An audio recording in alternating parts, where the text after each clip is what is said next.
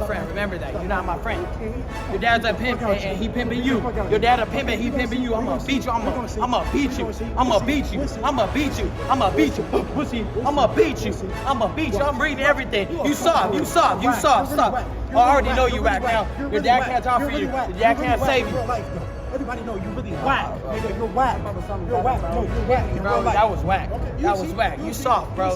You soft. You soft. Soft. We seen that video when Tank beat your ass. Floyd showed me he had your ass. I beat the shit out of Tank. Oh, stop. I seen the video. I seen the video. I seen you ain't gonna do shit. You ain't gonna do shit. Even the biggest superstars like Ryan Garcia are prone to getting a little too big for their britches from time to time. But what happens when you come up against someone who's just as good, if not better? Devin Haney can certainly bark, but he can bite too. And when two guys like this collide, two guys who are at the very peak of their craft, things are liable to get crazy. Danny Dubois is a big kid, but again, like I said, he's a kid. I've been in this sport for a long time. I have a lot of ring experience. I mean, if whenever you look at my record, you see what my record is, and you guys might think, oh, he hasn't really fought nobody yet. Nah, this and that. But at the end of the day, I don't pick my fights. I mean, that's up to my promoter and my manager. I just go in there and fight well and do the best of my abilities. The WBA champion at the time, Trevor Bryan, had every reason to feel confident coming into his fight with Daniel Dubois. Sure, he was taking on one of the most highly touted prospects in the game, but at an unbeaten 22-0, and with that belt wrapped securely around his waist, Bryan was in a good spot. In fact, he was in such a good spot in his own mind that he started to turn up the heat on Dubois as soon as the bout was signed, calling him a kid in interviews, while promising that his next opponent would be shown to be little more than the product of media hype and promotion. And when the time came to get face-to-face with his foe during fight week, Bryan stepped on the gas, bringing some theatrics to the table in hopes of getting inside his opponent's head. And by theatrics, I mean he threw a box of tampons at Dubois and started yelling whenever he got a chance. At this stage, Dubois had already tasted defeat once before in his career, but he was very clearly the favorite according to the betting odds. And it would not take this British heavyweight long to show us exactly why the odds makers got this one exactly right. Not long at all. Dubois had a pretty easy night at the office, all things considered. He was very clearly able to work around Bryan's defenses and secure the bulk share of damaging shots in the opening round. The body with the right hand as well, to the body, that was a lovely shot. He's wobbled by that, the left hand got him, Trevor Bryan back to the ropes. Sweetest shot so far tonight from Daniel Dubois. But in the fourth, he spotted an opening for a rapid left hook that caught Bryan totally off guard, sending him crashing to the canvas. He's in survival mode at the minute. Trevor Bryan, there's a great shot from Daniel Dubois. That's it. He's face down on the canvas. Dubois detonates the dynamite onto the chin of Trevor Bryan. He's not going to beat the count. And Daniel Dubois is the WBA regular heavyweight champion of the world. This was a really beautiful knockout punch. A short, whipping shot that came with zero telegraphing. And just like that, Trevor Bryan's short but eventful title run had ended, leaving Dubois to take his belt home to the UK. Ladies and gentlemen, this bout comes to a halt at 1 minute 58 seconds of the fourth round. Your winner by technical knockout and new WBA heavyweight champion of the world, Dynamite Daniel Dubois. You had 2 weeks though, are you ready? Come on, bro. You had 2 weeks. Come on, bro. I've seen you fight against Bouncer. Yeah. You got gassed out by just wrestling. Yeah. And you had months to prepare. Yeah. Imagine 2 weeks. Yeah, either way, it don't matter. I'm here for the fight, you know what I'm saying? The fight's a fight, I don't care. I'm just here for the fight, so 2 weeks, 1 week, 7 months, whatever, bro, is what it is, you get me? The problem with these YouTube boxers is that they're literally paid to talk for a living. So when you get two of them to sign a bout agreement for a fight, you're pretty much guaranteed to hear two amateurs talking like a pair of seasoned elite boxers, but without any promise of any actual level results. And this Master Uguay guy is a prime example. He just would not stop talking over his opponent, Arms Corleone. trying to bring a certain type of Floyd Mayweather-like energy to proceedings, taking him to task for his lack of cardio and the workouts he posted on Instagram. If this was a high-level fight with actual stakes, we could understand the notion that these insults might carry some value. But man, this dude just talked and talked and talked. And then he talked some more. This Uguay guy is not an athletic-looking guy at all, and his rival, at the very least, seemed to be in pretty good shape. You don't need us to tell you that this one ended up playing out in a very one-sided manner. In fact, it was barely competitive.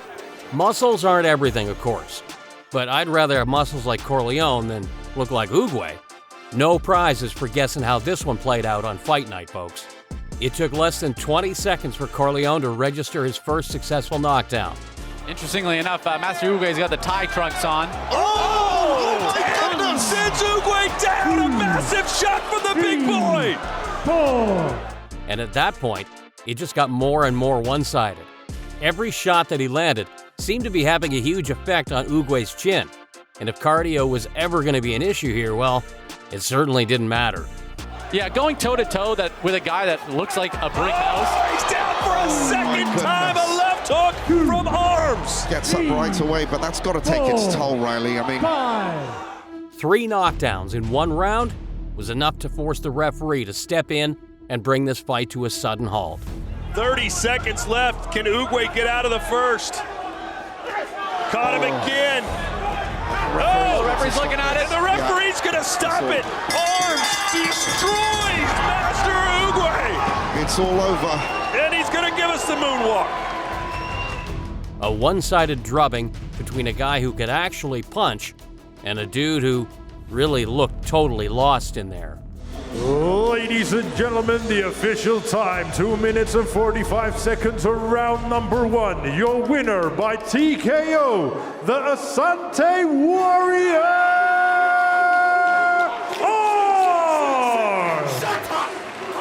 And Arms. Calls himself the businessman, but this is probably the worst deal he ever made. Callum, give me a prediction for Fight Night. What happened? How's it finish? With me, with my hands in the air, screaming like I always knew I would. Short night for you, my guy. You're a short guy, bro. About as short as your height. You have 2 inches. What's that bomb flip on your chin, bro? Don't talk about that. Stay on task. Talking the talk is all well and good, but there will eventually come a time where you need to step up to the plate and prove your worth. And for Callum Hazard, he really managed to make a fool out of himself with his brand of trash talking during this fight. See, if you put 2 YouTubers in a fight together, the press conference side is usually going to turn into a big display of posturing, or in this case, a one-sided shouting match. Hazard was clearly the guy trying to play the whole McGregor angle and OJ Rose's buttons in any way he could. But here's the thing, if you go down that route and your opponent isn't willing to play ball, you're going to end up looking like Callum did here, needlessly loud and annoying. He took shots at Rose's height, his fashion, his beard, anything. It was a very schoolyard approach to trash talk, and you could really tell that it was having zero impact on OJ's demeanor because, and this is a spoiler, OJ Rose was clearly the guy who was way more confident in his actual fighting ability and how they would translate to a fight with this overeager young man. And sure enough, his suspicions were proven correct. This fight was not competitive, not one bit. Unbelievable, he stood there and just ate all those, came right back at him, throws his own. Beautiful left. And now Rose. Oh, he's rocked him. He's rocked him. His arm's holding on to the bell. Rose basically walked his opponent down from the get-go, hammering at him with big power punches that were having more and more impact with every successful land.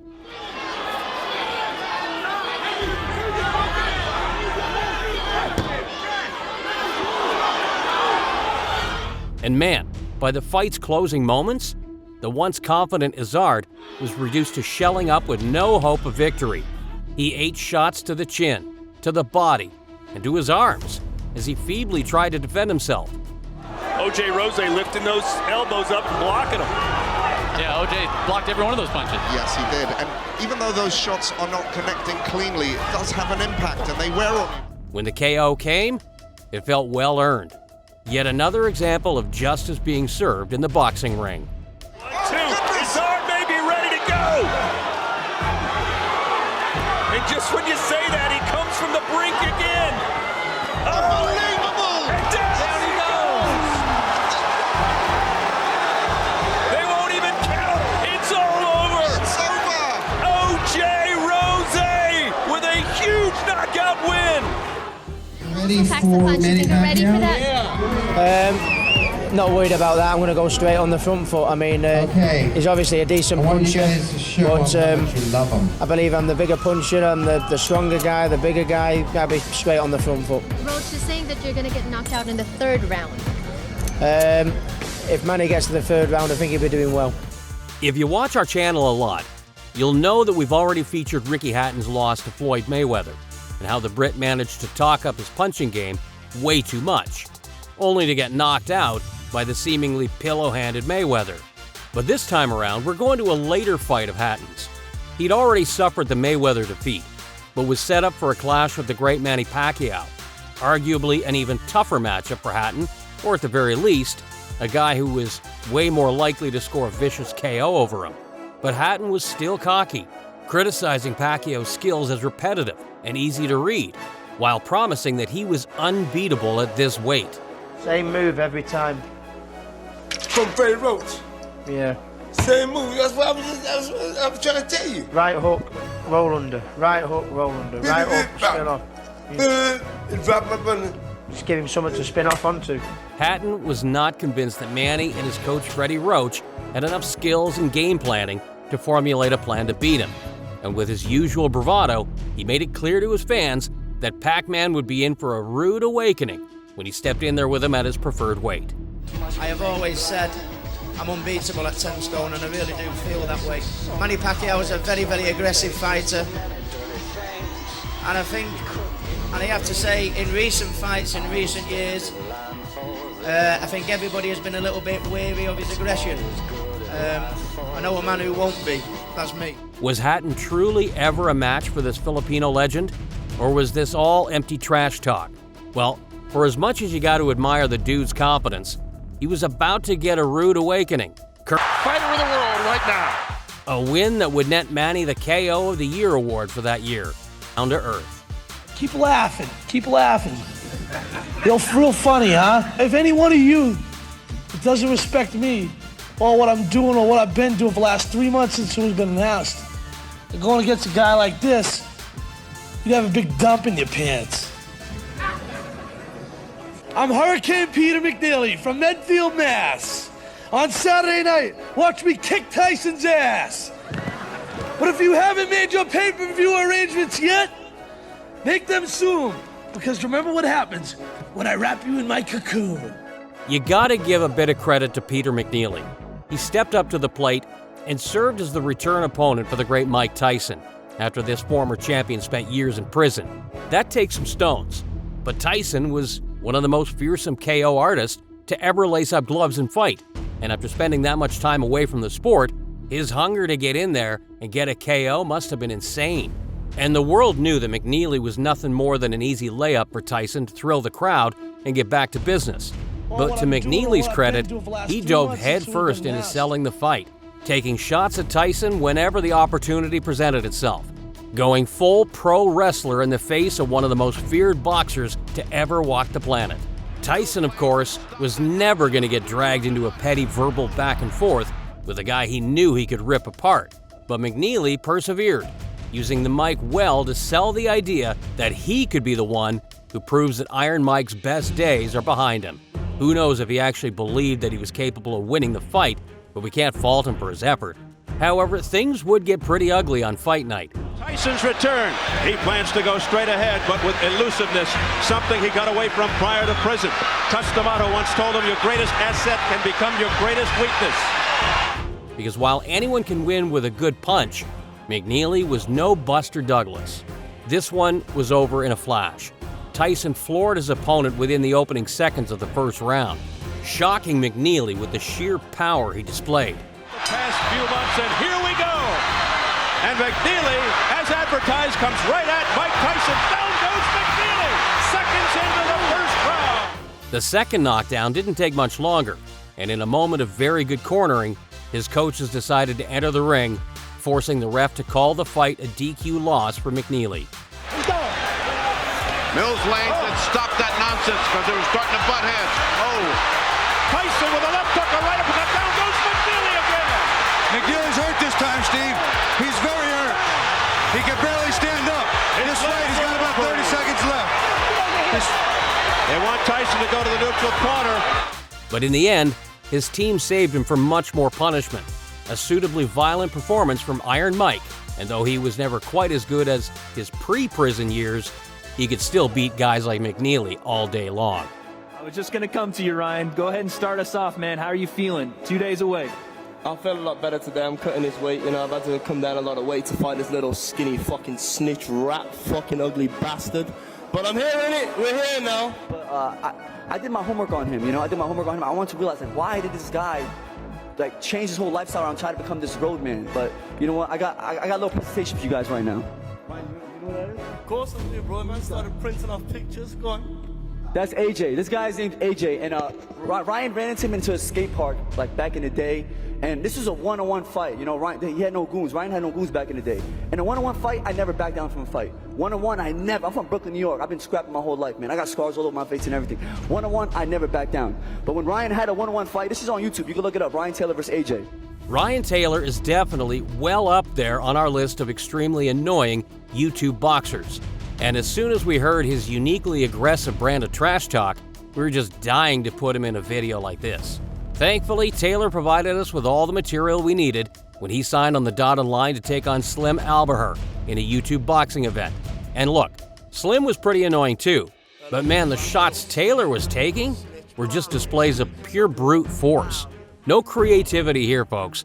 He told Slim that he was going to take away the only thing he was ever relevant in within his life. He called his opponent skinny. He did some shouting. You know the drill. The guy was speaking with confidence, the confidence of a well-trained fighter. But he also did seem like the most likely guy to win. Physically, he seemed to have an edge on his opponent, at least in terms of the eye test. But man, it became very, very clear that this guy needed an almighty slice of humble pie. Because let's be real, the only way he was ever going to stop talking like this was if he absorbed a good old-fashioned beating. And thankfully, despite being the physically more slight guy, Slim Albaher was about to dish one out that Ryan Taylor would never forget. And this wasn't going to be a quick KO either. Your head's up, keep your shots above the waist and don't hold. Do you understand me? And obey my instructions at all times. Shake both hands. Both hands. Come back. Come back. Come back. Come back. Come back. We don't start till we come back. Shake both hands. Corners. Wait for the bell. Now this dude would have to deal with a long, drawn-out pain fest. Look, this was definitely not a high-level fight, not even close. But Slim was certainly the one who was piling on the pressure, landing the bigger shots, and consistently hurting his opponent, even dropping Taylor at one point. Looked like a guy disheveled after that round. He comes out here in round 4. He's already taking some shots. Oh, big again. Good shot. Yeah, Ryan might be ready to go Ryan's over. in trouble. Ryan's in trouble. The next 2 minutes. To win comfortably on points, though, but Slim is a man that wants to get a knockout to win. In contrast, Ryan's offense was pretty poor, and his attempts to back up his ridiculous trash talk were totally unsuccessful. By the end of the bout, he'd clearly been the one to take on the bulk of the damage, showing that his boxing skills were not actually as many levels ahead of Slim as he claimed.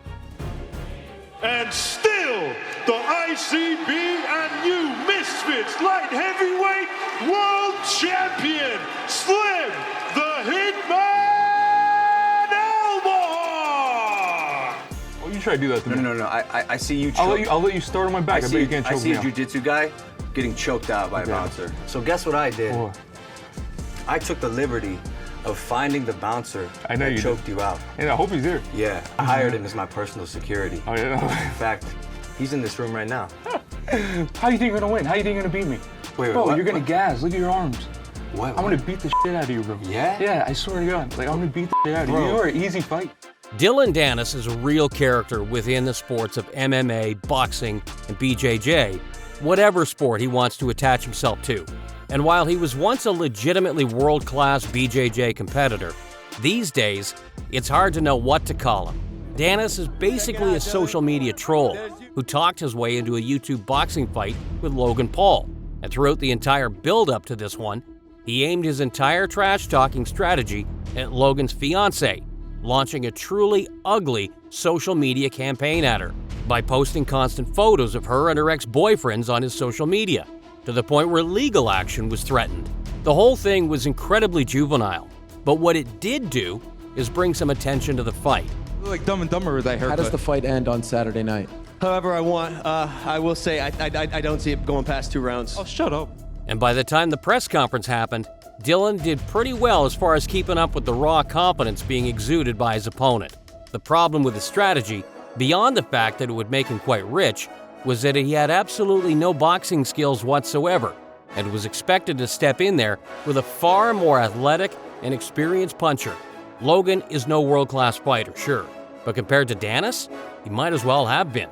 And through those constant attacks on his fiancée, Dennis gave Paul all the ammunition in the world to really dedicate himself to punishing him when that opening bell sounded. On fight night, we can't really say it any clearer than this. In the build-up to this fight, Dylan Dennis has proven he can talk the talk better than maybe anyone ever. But now he's got to walk the walk against Logan Paul, who's fighting to defend his family, his future wife, and his legacy. Paul promised Dennis yesterday at the weigh-in, "I will destroy you." Dylan Dennis did absolutely nothing. Sweet F.A. So much trash talk, so many empty words. I think he quits on the stool. His corner throws in the towel. He's a weak man. I'm gonna break him. Logan was basically given free rein to treat Dennis as a punching bag. And Dennis really didn't show any amount of talent for boxing. When the fight was over, the fans felt cheated, and for good reason. Oh, swing and a miss. At least Dennis is trying to fire back. Now the crowd's turned back to Logan. Oh, they're completely behind Logan. He's trying to finish this. Dennis had put more effort into his trash talk than any fighter we can remember seeing in recent years. But when the time came to produce the goods, he had nothing to show. One of the worst performances you'll ever see.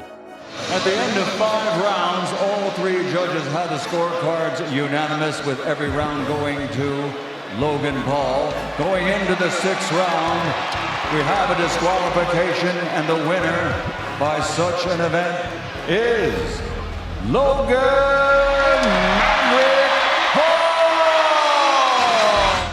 Dad, you know what? I'm going to do you a favor. Because you can't see your son after he's been knocked out, you'll spare the heartache. You'll be spared the heartache. Oh, really? Yeah. Oh, aren't you nice? What happened? How confident are you of going to championship distance at a high tempo? Very confident, but I don't feel it's going to go the distance. I know it ain't going to go the distance, this one. It's going to get taken out way before then, and it's going to be in devastating fashion, as I've showed before. And he's going to sleep, as I said. We've already featured an example of Daniel Dubois getting his hand raised against an annoying trash talker, so it's only fair that we turn the tables on him and deal with an example of Dubois being the aggressor. When he took on the veteran Joe Joyce, the expectation was there for Dubois to be the one to get his hand raised against his opponent. We had pretty high hopes for Dubois coming in, and given how well his career had gone before, he looked set to really stake his claim at being the biggest heavyweight sensation in British boxing. You're getting taken out and stuff. Huh? You're gonna get taken out. Oh, yeah, well, we'll see. Honestly. We'll take you out for a steak after the fight, Daniel. Yeah. And we can discuss your maybe, move back. maybe a cold one for you, like I'm gonna wreck or him. something, yeah. Your man's gonna get wrecked. We can discuss you. But Dubois was clearly trying to get the upper hand over Joyce in the trash talk as well, and came across as a little more desperate than his opponent, failing to read that Joyce was as cool as a cucumber during the press conference. Dubois' attempt to talk trash mainly fell short, with Joyce looking way more confident in general. And when the time came to get face-to-face for their stare-down, Dubois couldn't maintain his composure, pushing Joyce when he got a little too close for comfort.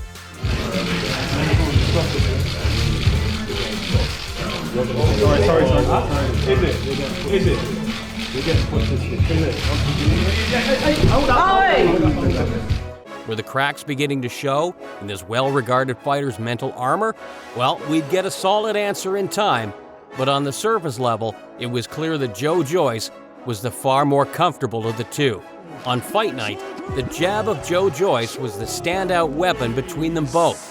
And from the first round to the 10th, Joyce landed consistently with it, eventually causing Dubois' eye to swell shut. Oh dear, it's the left eye and he's gone down. He's gone down with the jab right on that damaged left eye, and down he goes. And it could be that it's all over right here. It wasn't like the champ was fighting poorly, but Dubois was getting tagged with that jab way too much. And eventually, despite maybe being ahead on the scorecards, he was forced to take a knee in round 10 due to the damage done to his eye. Daniel Dubois had quit on himself, and Joe Joyce was declared the victor in what was a huge surprise for the division. It's right on the eye, isn't it, that shot? Incredible, absolutely incredible. Ian John Lewis counts him out, looks into his eyes, it's all over.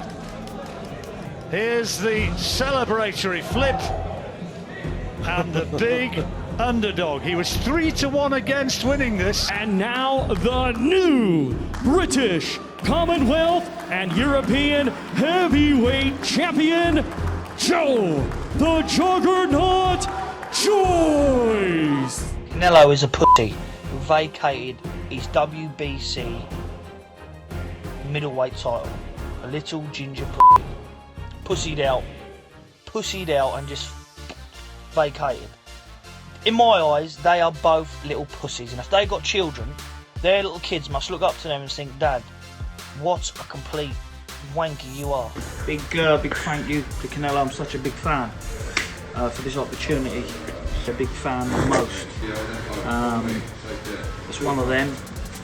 It's one of them that it's going to be good to take part in this event, and just, you know, obviously I'm not going to win, and you know, it's just going to go there and just turning up, just looking at the numbers. But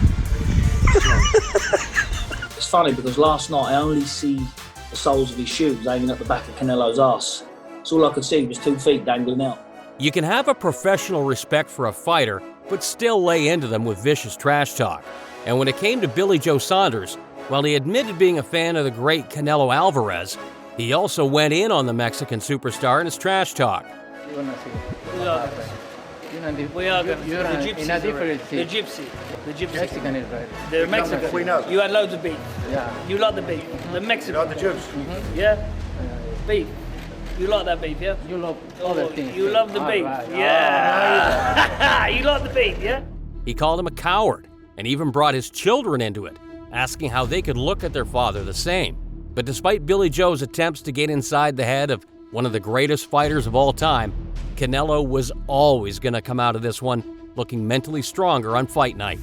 Little did we know just how much the fight's result would prove that fact. There are levels to the trash-talking game, indeed, and maybe Saunders is above Alvarez in that regard.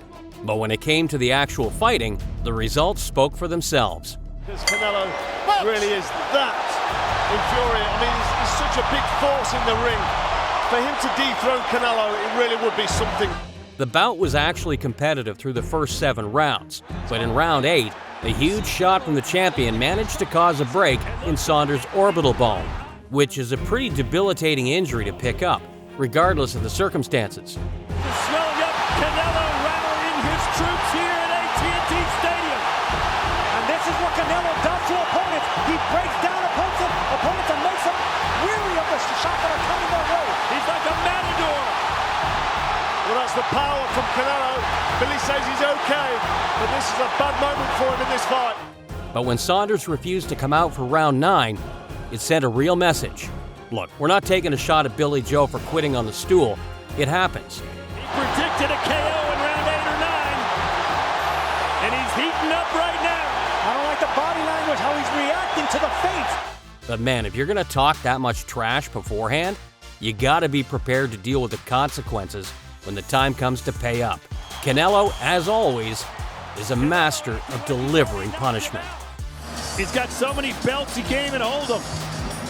He just took Billy Joe's WBO super middleweight title, the only one remaining, belongs to Caleb Plant.